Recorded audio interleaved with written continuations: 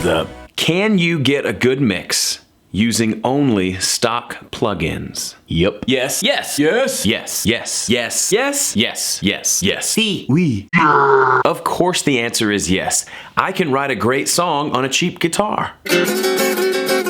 Now, can you get better mixes with better plugins? Maybe. I'll get back to that in a second. Just because something is better doesn't mean it's necessary. Blackbird Studio here in Nashville is better than this studio. Does that mean I'm incapable of quality work here? No.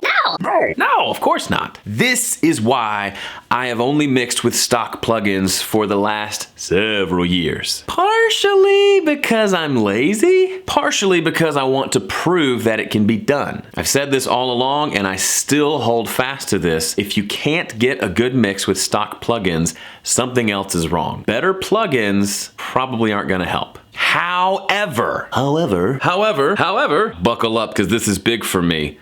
Professionals use fancy plugins.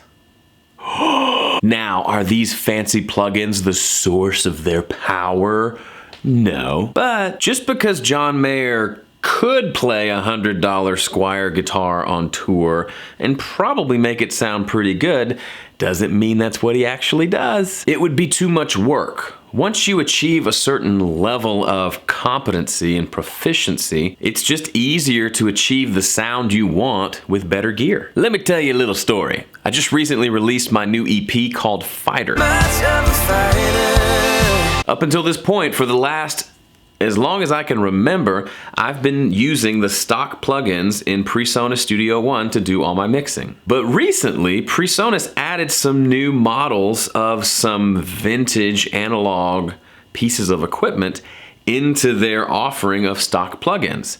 There's a model of an 1176 compressor, an LA2A compressor, and then I think some sort of Neve EQ. It's called Vintage EQ. I updated Studio One and those plugins are just there waiting for me to use them. So of course, I decided to use them heavily and go all in using them on this EP and see if I could tell a difference. The result was, of course, I kinda liked it. This is one of the best projects I've ever released. Now, is it because of the mixing? I think that's obviously a portion of it. It's also the songwriting and the recording and the production and all those other things, the performers, the source itself. That will always be more important, is that the recording itself sounds good.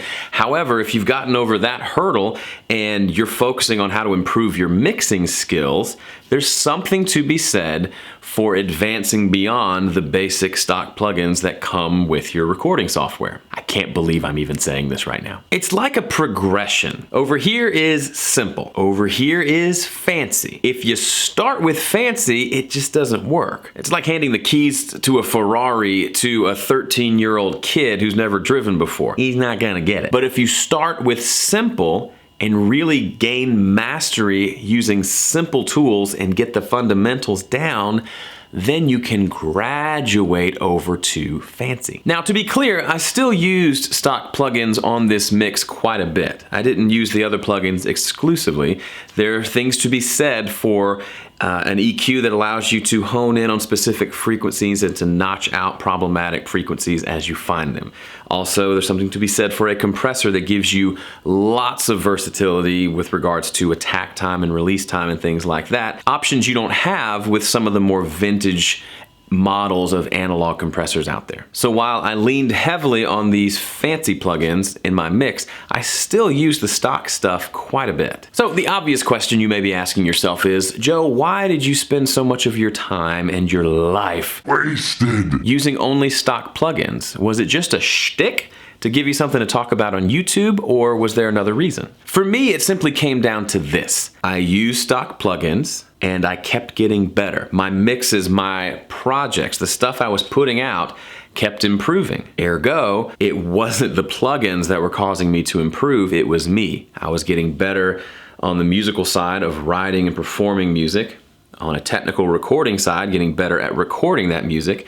And on a technical mixing side, I was getting better at mixing that music. All of those areas continued to improve to the point where I honestly didn't see a need to start using a bunch of other third-party fancy plugins in my mixes. Now, both strangers and good friends have told me many times, dude, you're missing out just sticking with stock plugins. And they might be right. But as I said at the beginning of this video, just because something is better doesn't mean it's for me. If anything, by sticking with the stock plugins, it's forced me to focus on other ways to be creative. If your entire creative outlet is wrapped up in having a really beautiful, fancy plugin on the screen with lots of buttons and things to mess with, you might be missing the point a little bit. For me, using stock plugins meant I focused on other things to make the project creative and to sound good, such as creative decisions with regards to recording, producing, mixing, and mastering. In my mind, I knew how I wanted it to sound, and I was able to get that sound using stock plugins. So to summarize, there were two reasons I like to use stock plugins. One, I was having fun, and I saw no reason to change.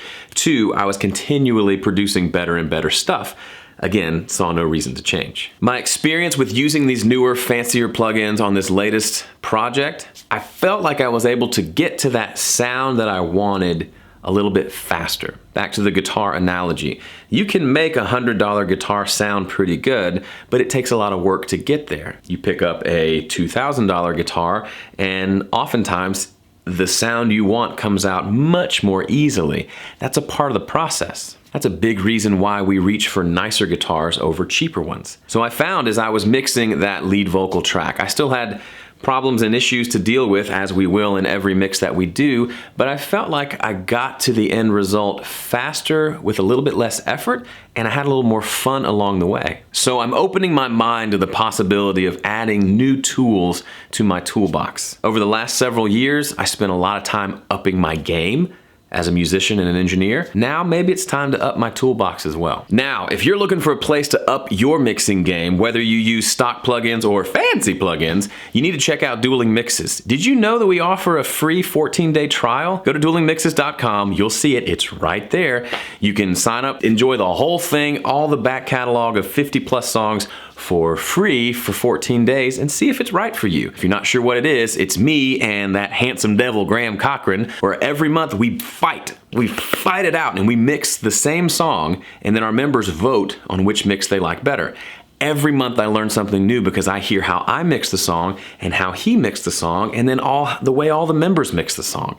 It's a very cool learning environment. You get to ask us questions. There's a chance to win money every month. Yeah. Plus a rich community of people just like you who love music and want to get better at it. So check it out, duelingmixes.com. If you haven't subscribed to the channel already, please do that. Also, if you agree with me, or if you super disagree with me, I don't care. I'd like to hear both opinions. Leave a comment below. I'll be reading. See ya. It's a losing game.